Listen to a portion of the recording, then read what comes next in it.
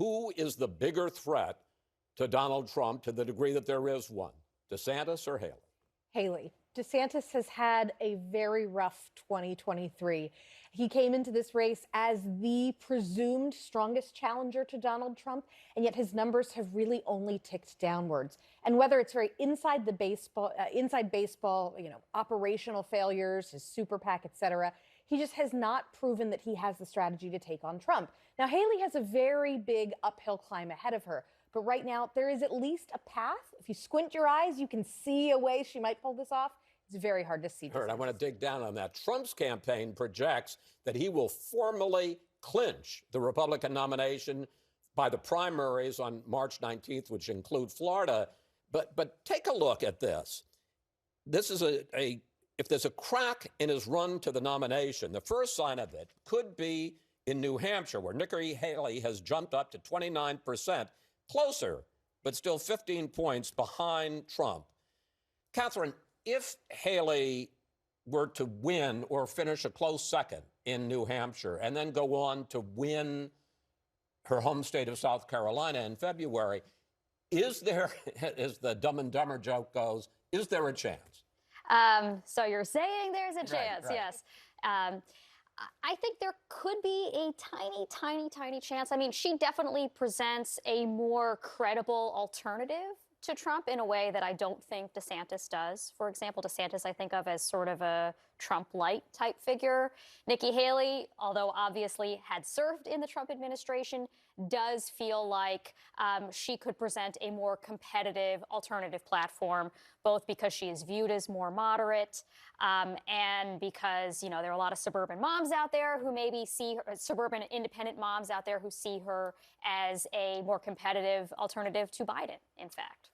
Of course, there's another factor in all this, and that is the fact that Donald Trump faces 4 criminal indictments on 91 felony counts. But so far, that only seems to have boosted him, not to have hurt him. But take a look at this poll in the New York Times this week, which found that 24% of Trump supporters say he should not be the nominee if he's convicted of a crime. Jane, if these cases get to trial, and a bigger if Donald Trump is convicted of any of these, what do you think the impact would be on his standing if it were to happen during the primaries to get the Republican nomination, or if it were to happen later in the general election in the fall? I think it would be catastrophic. I think that we keep doing this thing where we pretend that anything bad for anyone else is actually good for Trump. Like if Trump got hit by a car, there'd be reports, this will only help Trump win the nomination. It's not good to be indicted, and it's not good to be convicted. But let me just say, the fact is, in the polls, he has gone up since he's been indicted. He's gone up with the people who already support him, who view all of these charges as being part of the deep state's actions against him. But let's keep in mind that most people are not following politics closely. Most people who are going to be voting in the general election do not follow politics closely. And most of those people will look at the person who's been convicted of a criminal offense and say, seems bad. I think that we really have managed to excise the normie vote from this conversation. We focus so much on the base, so much on the people who have supported Trump since 2016, so many people who have put so much emotional emphasis on their relationship with Donald Trump. Most people who even voted for him aren't like that. They voted for him in 2016 because of judges, or they voted for him in 2020 because of abortion. In 2024, it's going to be a little bit different, especially if he's convicted.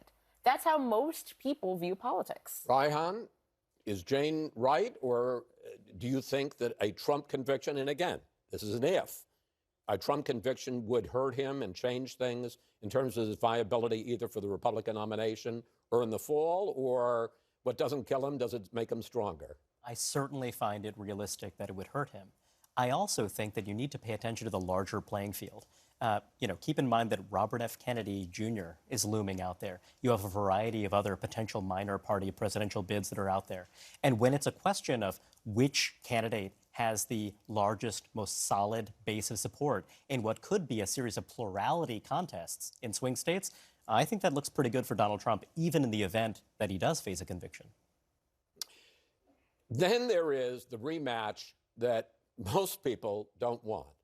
but still seems to be moving around unlikely. And here is the latest Monmouth poll that shows that Joe Biden has the lowest approval rating so far, 34%, 1/3 of voters nationally in this poll approve of the job he is doing, almost 2/3 disapprove.